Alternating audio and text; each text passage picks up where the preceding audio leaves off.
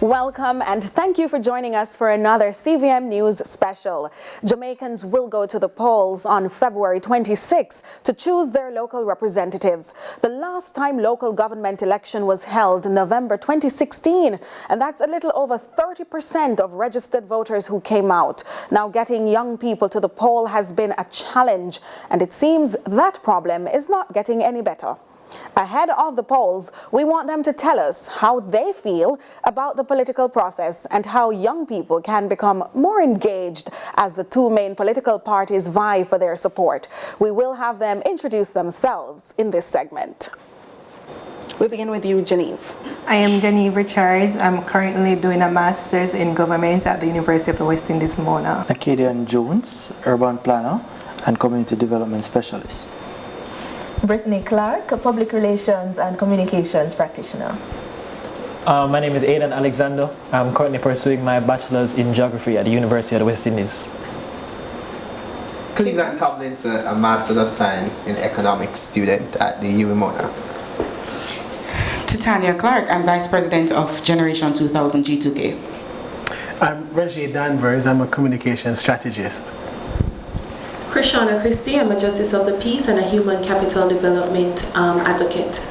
Okay, and there you have it. The panel is strong and they are ripe for the picking on these topics that we will be tossing out for them to dissect. And first up is as it relates to local government and interest in the process. How many of you have ever gone to the polls as young people or since you've turned 18? We'll start in the back. Perhaps you, Titania? Oh, most certainly. I have voted at both the general and local government elections before, and I will be executing that right for this election. What about you, Reggie? Well, at the time, I was qualified to vote in the last general election, so I exercised the franchise then.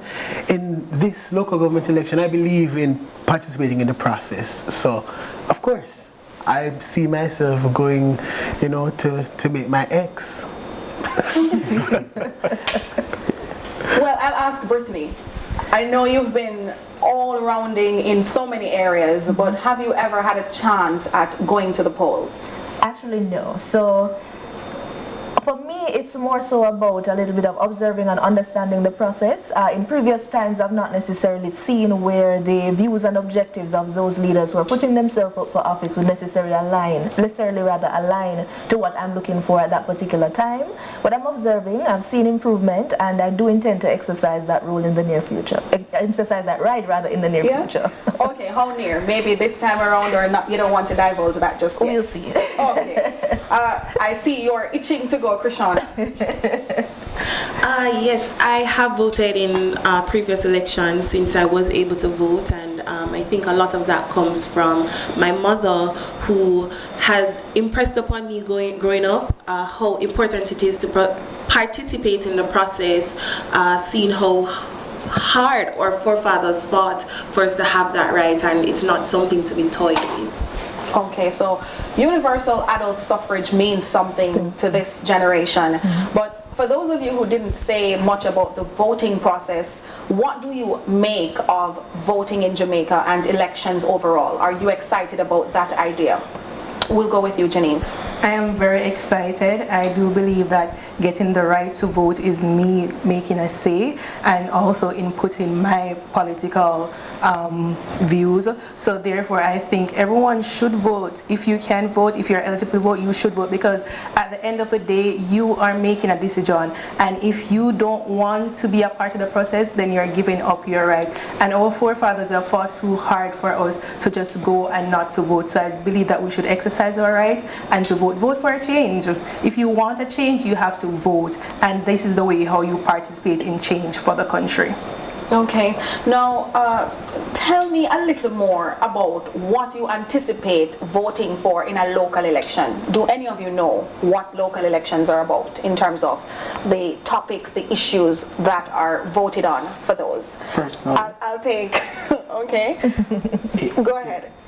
Personally, I think for the most part, Jamaica need to appreciate the importance of local governance and local government elections, to a greater extent.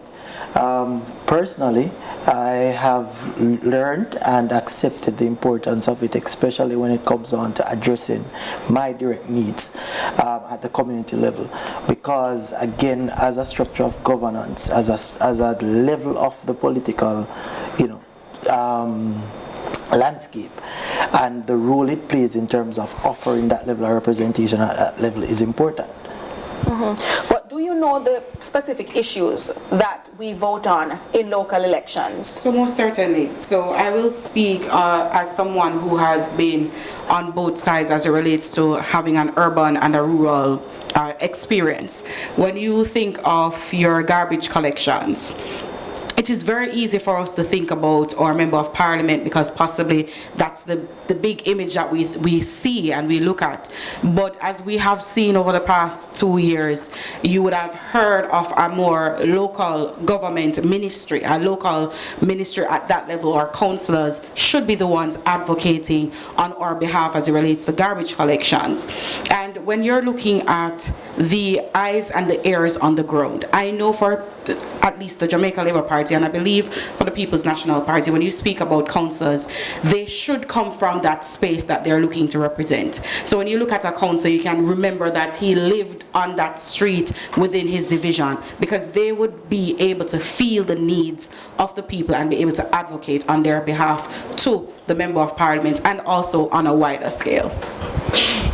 Yes, Cleveland. Yeah, I think we have a very healthy and vibrant democracy in Jamaica, and that we are having a local government election to exercise our franchise is indicative of that. Regrettably, we have had to experience roughly around 3 postponements before we come here, but good thing that we are here. Local government is an important part of the structure of governance in our country, and we should appreciate that there's no development activity that takes place at the local community level without the involvement of local government, from the approval process, from burials, from giving party permits, etc. But what we see happening now is that there is a challenge with respect to the modernity of local government and whether it is fit for purpose. I contend that we need an overhaul of local government to make it fit for purpose now. For example, yes, the Local Government Act was passed in 2015, but from 2016 to now, we do not have the supporting legislations to ensure that municipalities can carry out their functions effectively. Municipalities are significantly, woefully underfunded. So I think we need to have serious conversations around how we ensure that municipalities carry out their functions at the local level. They are the first responders in our system of representation. I would just like to piggyback on that, because he made a very valid point as it relates to the image of local government. I remember growing up and my parents and my grandmother would say the person who made us know who our mayor is Desmond Mackenzie. When anybody thought about mayorship in Jamaica, he was the face, the image. You could drive around Kingston. I know that building is not going up because the mayor said that there is something wrong and he's going to put a piece of paper on the wall. And while he would have added that image, I do think it is important that the local government, we identify how to make them a bit more independent in how they operate, so that there can be some level of visibility across the island in the governance structure. I think Cleveland is going to tackle you on this. Well, not tackle, perhaps expound more on what we mean when she says independence. There needs to be far more autonomy given to municipal corporations, and we need to decentralize how municipalities are governed, etc. In addition to that, there needs to be sufficient funding. So we need legislative framework that allows municipalities to be able to source funding, and in pursuing that funding also retain funding from that endeavor to be able to fund their initiatives. So I support what she has said. Cleveland, I think you have referenced funding twice, and if I'm correct, in December, local government would have seen the highest number or the highest amount of payout in terms of PRF that it has ever seen in the history of our country. So I think funding, of course, will somewhat continue to be a problem, but historically we have to accept that we have come a far way as it relates to funding, as well as restructuring as it relates to local government reform and such as well. All right, Cleveland, I'm giving you a quick response and then I go on to the next aspect of this issue. I don't know if I support the view that we should be so happy with what we have existed in the status quo now. Local government exists now is significantly undermined in terms of its capacity to respond to the challenges. We don't have support in legislations right now. We don't have support in funding for that arrangement. For example, the elimination of the parish development committees that exist to ensure participatory democracy in the processes of local government, those have been largely undermined by this administration. So I don't really take to the view that we should be satisfied with the status quo that we have now. All right, but then can municipalities function well based on that fact that different administrations have postponed polls, for example, at will and sometimes with questionable reasons? Do we treat local government with enough respect that would make you interested or not so interested in the process? I think Cleveland made a point about postponement as well. And I think the point regarding postponement in this instance cannot be made without acknowledging the fact that the country has gone through a pandemic that have ravaged a number of other countries around the world. And as a part of that process, our government would have had to manage the pandemic, which in fact impacted on our ability to host the local government election. All right, so let me see where you're going. It is not without reason, a valid reason. The postponement in 2020 was justifiable because we are in the pandemic. So I think we can appreciate broadly. Exactly. So even that. But I'm willing to say I understand the postponement in 2020. But we have had at least 2 more postponements following. In fact, the most recent postponement, the justification from the minister was that, well, we are pursuing economic recovery and we really can't disrupt that to find the budgetary support to support local government elections. That was false because at that time, revenues had outstripped expectations by more than $50 billion in 2 fiscal years. We had the fiscal space to have an election. So I don't support the most recent justifications for the postponement. So shifting as it relates to postponement, it is important. So you made mention of the institution itself. I believe in order for us to see some shift in how we see local government, it will also have a shift in mentality. All right, Titania, stick a pin in that mentality shift because we're taking a quick break with this CVM TV special and we'll be right back with more from the young people on what's needed in local governance. It's strictly excitement here on the set at CVM TV for our special panel discourse with our young people. Of course, we started off with Titania sticking a pin in her thoughts on the postponement of local government elections. And before you could think about it, we had a whole discussion going off. So Titania, pick it up and let's hear what the others had to say. So I was speaking about the postponement, but I was also speaking on how representation matters. So while it is important for us to identify was the postponement justified or was it not justified, a big part of the discussion should also be how do we as young people understand that there are other people a part of the political process so that a voice can be heard. Everybody wants to become a senator and a member of parliament. You rarely hear young people speaking about becoming councillors. And if young people as excited and vibrant as Cleveland or Aidan decide to be a part of the council level, that parish council level in Jamaica, then the voices can be heard and we can ventilate some issues. But what you often find is that it's the older generation, when you look at the council level, it's a more mature crowd that is going for the parish council, and possibly young people need to have their voices heard so that we can see how we can elevate and move the process along. In regards to the postponement of local elections and just elections in general, I personally hold the belief that there should be fixed election dates barring, certain extenuating circumstances such as a pandemic, such as, global, local, regional issues that would occur that would cause unnecessary postponement of such a process. I think there should be dates that are mandated, like if this government comes in 5 years to the day, there's an election for that, barring any extenuating circumstances. That's a personal belief I hold. I don't believe that government should have the power to delay the democratic process that put them in power in the first place. But let's see how do the rest of you feel about something like that? I mean, Reggie, you've been very vocal in the break, so let me hear what you're saying now. A fixed timeline. Well, I really support that contribution. We really would want to see our democracy mature to that place, and I'd also want to bring forward the thought that the reason why there might not be enthusiasm about the local government process in terms of understanding its relevance is because of the generational communication operation of it. I saw a video of a man that got a shirt and he could not articulate who his divisional representative was. He could only articulate the party that he was representing, and that is woefully unfortunate.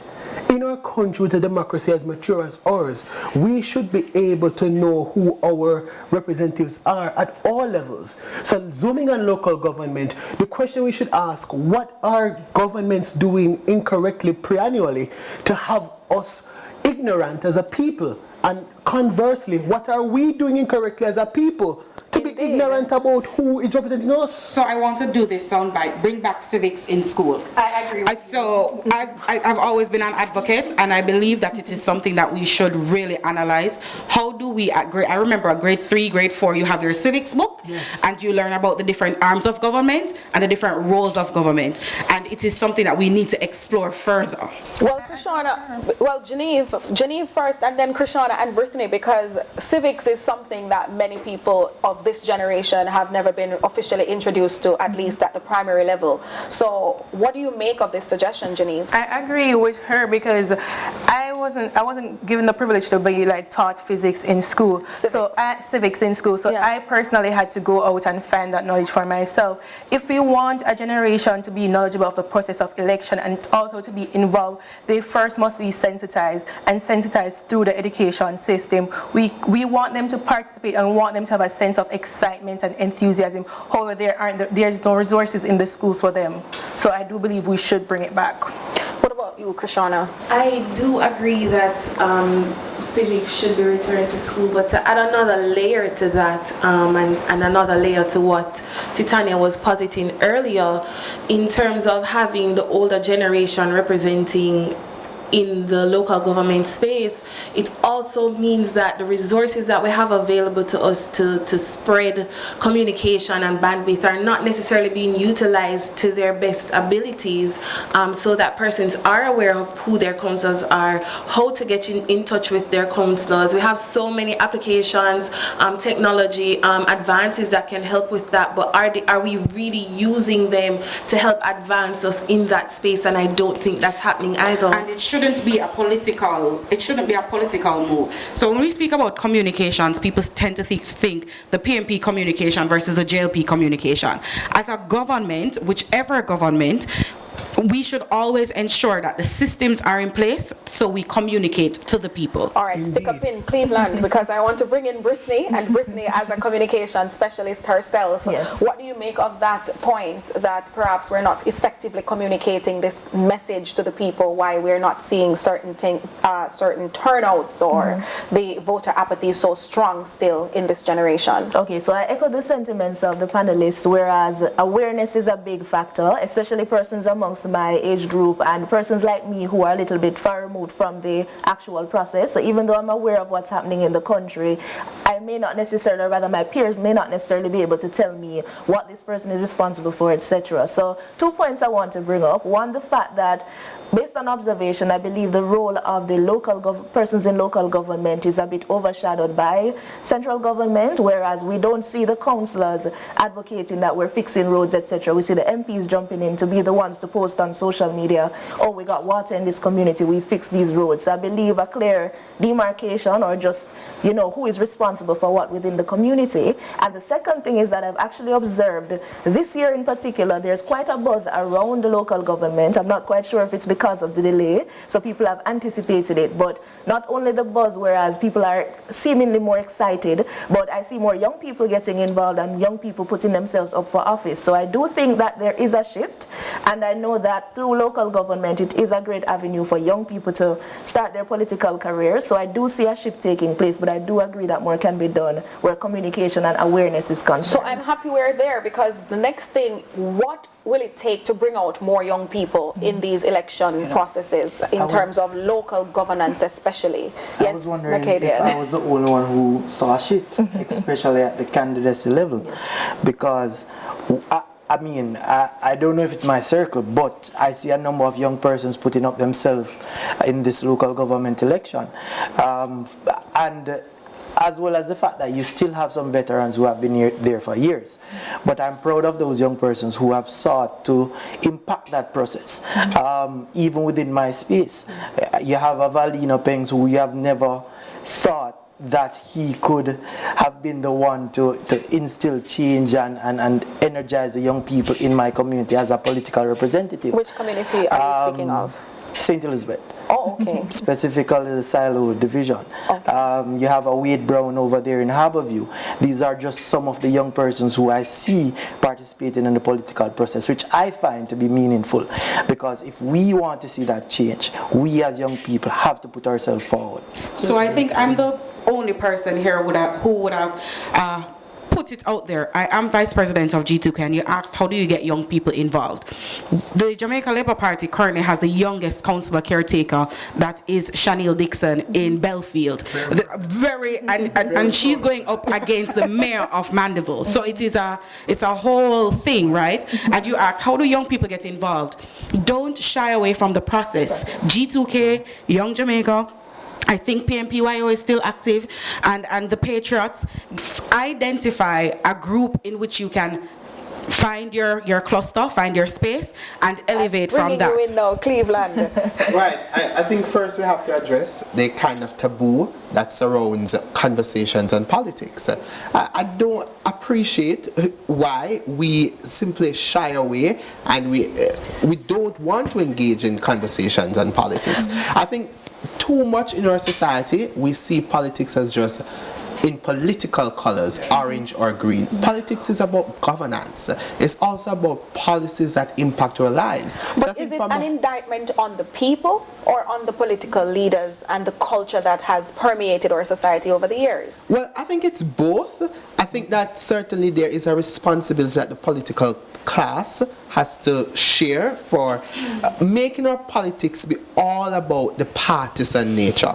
But I also think that citizenry that has shied away should also take a responsibility and understand that the importance of governance is so instrumental to the very direction that their lives take, because you live in a country that politics impacts policies and governance impacts the very arrangement in which you engage. So it's not a one word fix this problem sort of So situation. if you go into a bar, you will see people who are drinking. If you go to a school, you will have teachers and students. If you engage in the political process, then as Nakadian made mention, he could have reeled who is running in his division, because he is possibly engaging in the political conversation. And what I find as Jamaicans, we shy away from responsibility. Yes, we can say that our politicians may have had some responsibility in how we feel, in apathy, but we too have a responsibility as citizens to get involved. We have a TikTok and Instagram and Google is now removing the need for us to shy away from that responsibility. It's right in our faces. And there you have it. Well, just before the break, Aidan, you're going to have to stick a pin into that thought, because we're taking a quick break and then we come right back addressing the matter of polls and digital platforms, what it will really take to get our young people going out to vote.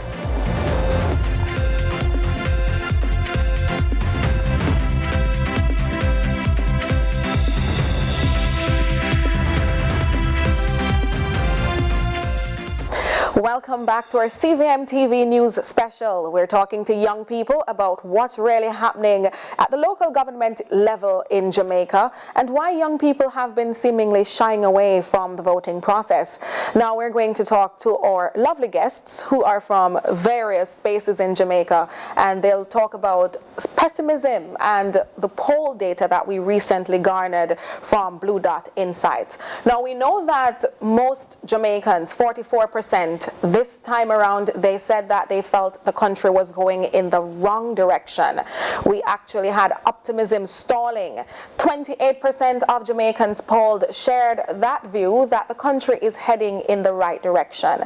And the proportion of Jamaicans who agree that the country is headed in the wrong direction was inching upwards. That's from 41% in September last year, again, to 44% currently. What do you say? Well, I want to jump on this real quick. Thanks, Rajay. Yeah, my perspective is, data assessed is information. Information allows us to make informed decisions. Wherever the positive for whatever side of governance, some decisions have to be made. Because if you're living in a country and a great percentage of the people are having a perspective that things now go on, it suggests that we have to, shock the country in a way that they can appreciate that real change is happening and they are inspired in the governance process, because this is exactly why there is apathy. Because they're saying that, why should I participate when nothing going to change? Why should I go vote when things are going to stay the same way? So it is this this data is staring us in the face and saying, hey, we are not for what's happening. We don't have any faith in where the country is going. Unfortunately, the governance in our country is a balanced governance, meaning that we have two major political parties, right? So this is not just it's not just one party that just jump into the system and row the boat of Jamaica to where we are now. We have a system where both major political parties must take responsibility and present to us as a people inspirational thoughts and ideas that we can believe and trust the process. Aiden, I want you on this one. I believe that using such a general term as right or wrong direction is inherently wrong, because there are many directions a country can take in various aspects of its governance. Are we going in the right direction in economically speaking? Are we going in the wrong direction in terms of education, socially, culturally, all this kind of stuff? And I believe that from the beginning of the democratic process that has existed in Jamaica since our independence in 1962, political parties have clearly identified and instilled a culture of political tribalism. A lot of people don't share the view that political tribalism is inherently wrong, but there are negative aspects of political tribalism that can mar people's participation in such a poll as this. They might say we're going in the wrong direction purely because a JLP government is in power, and they have no real. They can't give you a definitive reason as to say, economically speaking, inflation is skyrocketing, blah, blah, blah. Okay, Krishana, and Geneve, and then Cleveland. But I want to remind the panel that, or the group rather, that top issues included crime, cost of living, unemployment, corruption, and to a latter part of the top 5 we had, I believe it was healthcare. And so right under that we had education and a few other major areas. So what do you say now, Krishana? I'm glad you raised those issues, because I think it still points back to what Cleveland was saying earlier about persons understanding the importance of governance and how these things feed into all of those things, how it feeds into our healthcare system, how it feeds into unemployment, and it still circles back to the issue of communication, because as someone who works in the space of human capital development, I can tell you that jobs are there, but oftentimes you find that the persons who are applying for these jobs simply are not at the point of job readiness. They're not necessarily ready to enter the workforce. So what kind of jobs are we talking about? Because part of the issue when we dissected the data further, the experts were suggesting that there may have been jobs, but if it's a one-day work or a hustle on a site and you're classified as employed, is that really the type of employment that the person needs? So the space that I work Call center jobs, not necessarily what someone leaving with a master's degree or an undergraduate degree is ideally looking for? Right. So the space that I work in is a mixed bag. It's not necessarily quote unquote lower tier jobs, and we do find that with the higher the qualifications, the higher level of readiness that we're looking for, is the harder it is to find ready candidates. And I think that is an area that we need to focus on. I do see the current government making some strides in that area through the Heart Trust, but I do believe that it is something. So we have recorded one of our lowest unemployment rates in our history, but I believe now that we're at that place, what's important is to shift focus and ensure that what we do have in the space correlates to what we're graduating through the schools, and that persons who are coming out into the workforce are actually ready to take on higher tier jobs that are there and that are waiting, so that we don't have to rely so heavily on importing labor at those levels into the country. Okay, really quickly, I'll take Cleveland first, and then you, Titania. No problem. Right. I think we must give some credibility to the poll numbers, in that we must appreciate that what people have indicated in the polls have been shaped by their experiences. And in that, we must also appreciate the central issues that people have indicated have informed their perspectives that the country is not heading in the right direction. When we look at the cost of living crisis, the reality is that people's purchasing power has been reduced significantly given price pressures that they are facing. But then we see inadequate responses to cushion the crisis that people are facing. And I must say that that data you mentioned, 61% of the sample found that cost of living was becoming very concerning, extremely concerning. Precisely so their views are impacted by what is taking place at the dinner table and how their pockets are looking, etc. All right, Titania. So we don't want to shy away from the data. When I look at polls, I think about Steve Harvey's show when they say we've polled this amount of persons, what is the top number for how many people, what's their favorite part that they kiss at night? So just for reference, it's 1,878 people who were sampled across all 14 parishes. That's a very large sample size. But what I will say is, he made mention of what is important. When we think of what is important, we also need to understand what dictates the importance. So you made mention of cost of living and inflation. Let us be real. There are countries across the world that have double digits inflation, and they would have gone through the same pandemic and even worse than we have, or less impact, and we're seeing where cost of living is impacting them on a wide scale. How do we educate somebody to say inflation is not just a Jamaica issue? Yes? And that will also impact how you respond to a poll, because you will feel as if it's just local. It's just me. When I visit overseas, you can no longer go into a dollar store. It's no longer a dollar store. It's $1.15 now. It's $1.25. How do you have those conversations with those on the ground? And again, it goes back to communication. It is not just a government issue. It is how we communicate to people and the access to information. Cleveland, I'm not going to push you in before I bring in Genevieve. Just to add to what Titian and Rajay would have said, I do believe this is where the councillors have come in. So we have more councillors than we have MPs. So this is a time for them to have some conversation at the grassroots level within the communities and educate the people, have some community-based events to tell people what is happening. Because sometimes the information is there, but there's no one there to transfer that information to them. And you can be that point of contact for your community to transfer that information and to make people more aware. When people are more aware, they make informed decisions. So I do believe that the councils should take their role very seriously in knowing that, okay, it's not just fixing road, it's not just solid waste management, you have a role to communicate to the people what is happening, and for you to dissect that information so that they can understand to make better informed decisions. Okay, really quickly, Cleveland, and then I'm taking you in Acadian, because I don't want you feeling that you're going to miss this. I want to respond to my friend here. I appreciate that economies across the world are experiencing price pressures, and we understand the factors that have contributed to the heightened price pressures.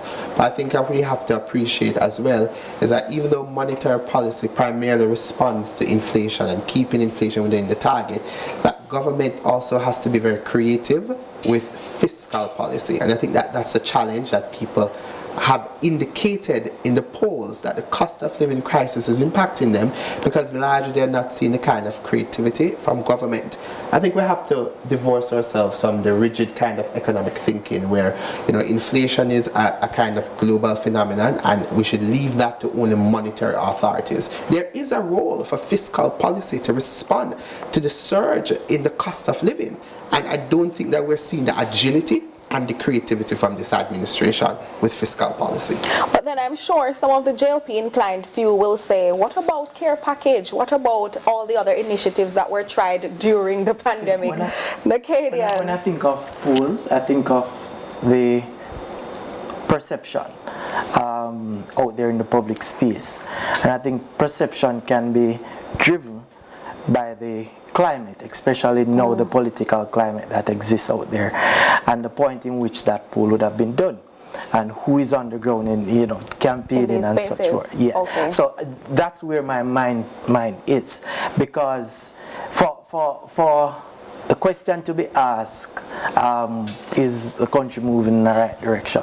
Personally, as a young man, the issue that would have affected my generation is the issue of unemployment. And that issue is now being addressed. If I'm to ask myself that same question, I would want to think that a country that has a low unemployment rate, vast infrastructure development, improvement in healthcare, improvement in our human capital development, improvement in the various sectors, especially our economic sector, I would see that as the right direction for our country. And that's my personal view, and that's a view I think of many young persons who are out there. All right, final few seconds with you, Rajay, before the break. Young persons, my dear friend, people, okay, unemployment has gone down, but what we've seen an increase in is underemployment. So I get a job. Yes, we all can get engaged, my friend, but we're not seeing meaningful engagement. And if I may, I have most all young people who I reach across the length and breadth of this country who are engaged in their 20s, they are bawling because they can't clear them Shein card, they can't clear them Amazon card, they can't go to the supermarket and buy yogurt, they cannot live a meaningful life. So I want to know the Jamaica you live in. I want to visit it. Let me make the point. I want to visit it, friend. The issue of unemployment being reduced is it wasn't by the snap of a finger. It was a deliberate action by the government. But that's the point. No, hold on. I'm going to make that point. I'm going to address it. But the point is, Final thoughts before we go to the break. the point is, the government had. It's really unfortunate indeed, but we're going to have to take this break right in the high tempo discussion. We'll be right back with so much more. It's summer on the set here for the CVM TV live special, and we have, picking up that conversation, Nakadian was telling us about what was happening in Jamaica that really caused him to wonder about the polls. No, and why I say the unemployment or the reduction in unemployment is not by the snap of a finger or wishful thinking. It is a strict policy approach by the government. We, for the first time, would have heard about the Ministry of Job Creation, right? That is a direct policy shift by the government to create jobs. Now that the government have created these jobs, it's time now to shift focus, as Ms. Christie pointed out, yes, and reference to that of improving the quality of jobs that exist. And we can all agree on the panel that there is room for improvement right across the employment sector. Nobody otherwise.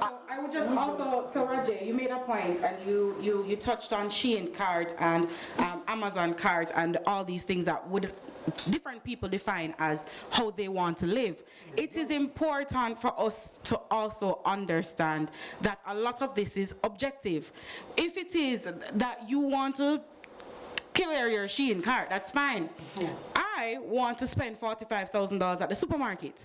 So at the end of the day, when we look at unemployment and quality of jobs, yes, it speaks to the type of jobs, but the same call center that so many persons are bashing are the ones who are driving the vehicles, the high-end vehicles, and they're comfortable with it.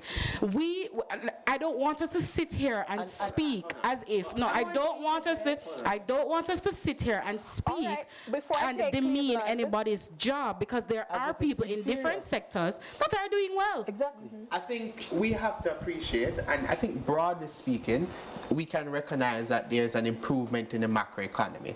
Macro indicators are healthy. Debt to GDP is trending down. Foreign reserves are healthy. And that is a bipartisan effort that started from 2012 with the People's National Party administration. Policy continuity by the Jamaican Labour Party, 2012. We can debate, but continue, Cleveland. Hold on. Policy continuity by the JLP administration in 2016 has created this kind of environment that we have now. So we must commend both political parties on that. But what we must appreciate right now is that the improvements in the macroeconomy are not translating into real and meaningful, tangible improvements in the lives of people. And the discussion is, will it happen? No, but the discussion is, will it happen now? The back row is getting really hot. So I'm bringing in the front row. Jenny? I do agree with Cleveland, because yes, you have the numbers, but the lived experience of the people who are experiencing that daily life, they're saying something different. So yes, we have the numbers going down, but the lived experience of someone who can't send their child to school, for someone who can't go to the supermarket, it's saying a different something. So there's a disconnect that we're seeing. Yes, we do have the policies, and yes, we do have the implementation, but we find that there's a vast disconnect with what is showing and what is the lived experience of the citizens. It goes back to information.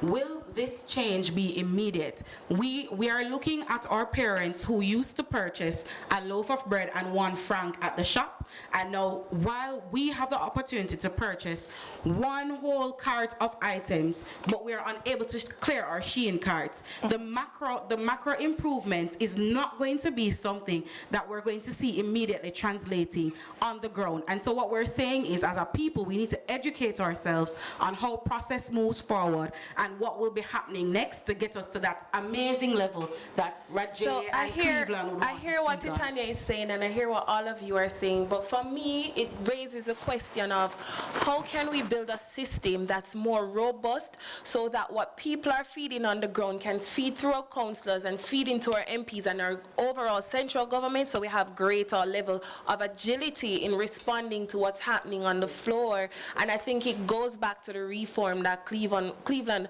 had mentioned earlier, because I think that the level of agility that we need to be able to respond to the change in time and the increase in globalization that we have simply is not there. But is that the responsibility of the politicians or the councils, or is it the Absolutely. I understand that, but we think we fail to realize also that they haven't implemented those policies. It is the technocrats who are responsible for implementing these policies and executing. So for instance, the Minister of Local Government will implement a particular policy, but it is driven through the PATH program at the local offices and at the parish level. It is driven through the Poor Relief Department. That is where we will now see the translation that we are speaking of, or that we crave. It is not necessarily the councillor who ought to be going out and issuing PATH benefits. No, I don't think that's not what I said. I don't think that. I think the perspective is that information through policy, which is at the level of the governance level, must be trickled down to be effective at the base level. And no, but we can't delve into the technocratic part of it. We are saying government have responsibility. And just kind of bring the conversation back to the polls. One of the things we noticed that also triggered some of the perspectives on why people felt the country was going in the wrong direction was crime and violence, and it was the consistent contender for #1 spot across all the polls that they conducted since 2023, thereabout, all the time back up into 2024 February. And so 40% of Jamaicans are not confident in the government or the JCF's ability to continue bringing down the crime rate. I mean, this is a sore point. We can't even try to politicize it. What do you say? Plus, let's talk about the 61% of Jamaicans who say that they don't believe the police commissioner, Anthony Anderson, is doing a good job, that he should earn another term in the post. You said let us not politicize it. It brought me to my opening statement. As citizens of Jamaica, we need to take responsibility for some of our actions. And let me say this: the crime and violence is everybody's business. It's everybody's business. I remember the uproar last year when the young lady, the children, the family that died, and in the community there, everybody was saying how they didn't hear so many children screaming. Of course you heard, but what did you do? And of course we're going to say about the belief in the JCF. Kudos to the JCF and improving how they're communicating to citizens. I hope that is translating to the Crime Stop numbers. But what we need to also identify as citizens of Jamaica, we need to take responsibility for our communities. The village needs to go back to raising children, and we need to understand that if we're going to hold government accountable, we need to also hold ourselves accountable. Brittany, do you agree? Yes, I agree. Crime is not an isolated issue. It's not a government issue. It's not a Tom, Dick, Harry issue. It's a people issue. So it's a cultural thing, a societal problem that we need to deal with. I believe strongly in conflict resolution and the fact that people are still not at that level of maturity to understand how to resolve conflicts, for example. And I don't necessarily think, well, I do agree with the sentiment that crime is a concern, but I appreciate rather the fact that we're not politicizing it. It's not an isolated issue that we should just look at and say, oh, the government is contributing to crime, or they should do something about it. It's everybody's business. Aidan, some perspectives. Yeah, I don't think that crime is necessarily a government issue. Obviously, the government has a responsibility to protect its people. That is one of the reasons it is elected. But I believe that crime is not the root of wider issues in Jamaica. It is a response to a lot of the wider issues that exist. You know, if you can afford to feed your family, you won't steal. If you can Debatable. Lacadian is on this one. I think crime, it will be and has been one of the biggest challenges of our generation. And I dare say the moment we as Jamaica solve that problem is the moment we'll see true prosperity. I am optimistic because I would have seen where, and I don't think crime can be solved overnight. I think it requires a level of investment, the level of investment that we're seeing now from the government in our security forces. I think it will also take the level of investment in our human resources.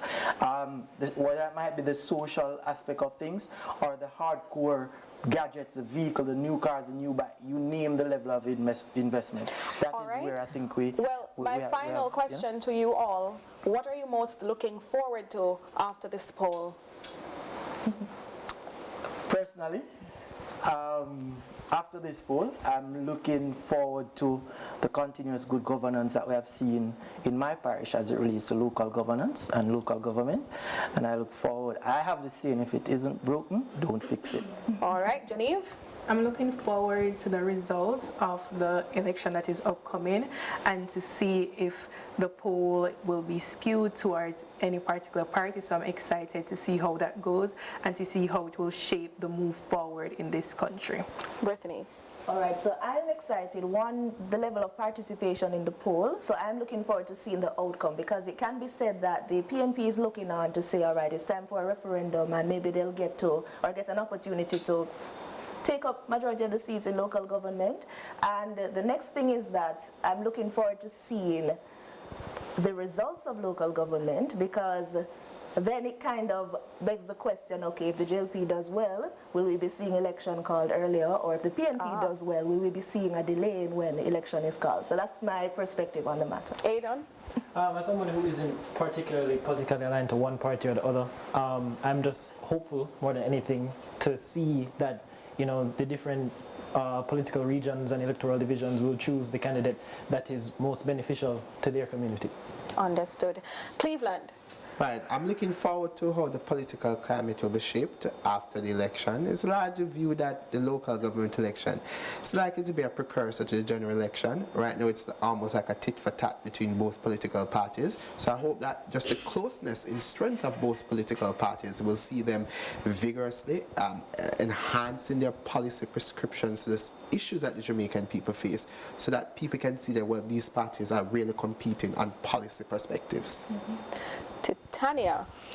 I'm most looking forward to a youth participation in local government. I was on the ground on nomination day, and I was very excited to see both parties out in their numbers. And Aidan made mention of it. I really do have a distaste for the word neutral, so I'm hoping to see more people coming out and executing their rights. All right, Rajay, you nearly didn't get any time. The diagnosis of the issues have been very clear, and it is time that Jamaican people see their hopes and ambitions and development translate through the franchise that they will, put on the ballot. They want to know that when they exercise this franchise of voting, it translates to real change, and that's what I'm looking for. Change for the people, inspiration for the people, hope for the people. Jamaica people need to see it. All right, and Krishana. I think for me, I'll particularly be paying attention to those spaces where we have younger candidates going up for councillor. I'm looking to see the outcome of those, and if they are successful, how they work towards transforming the space and transforming the narrative around local government participation. Thank you so much. You've been a great bunch. And that's it. Thanks for joining us for this CVM News special as part of our Decision 2024 coverage. Do stay with us. I'm Nika Lewis.